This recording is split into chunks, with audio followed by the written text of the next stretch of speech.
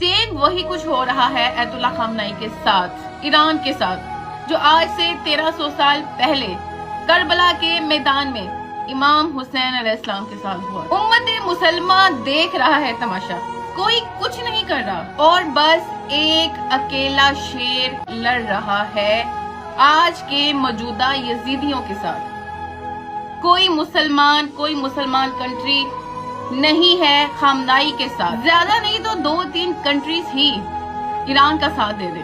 तो मेरे ख्याल से ये जो आज के मौजूदा यजीदी हैं, इनको बड़े अच्छे तरीके से सबक मिल जाए, लेकिन नहीं, हम सिर्फ मुसलमान तमाशा देख सकते हैं और कुछ नहीं कर सकते। पहले कभी किसी ने मजलूम का साथ दिया है जो अब देंगे?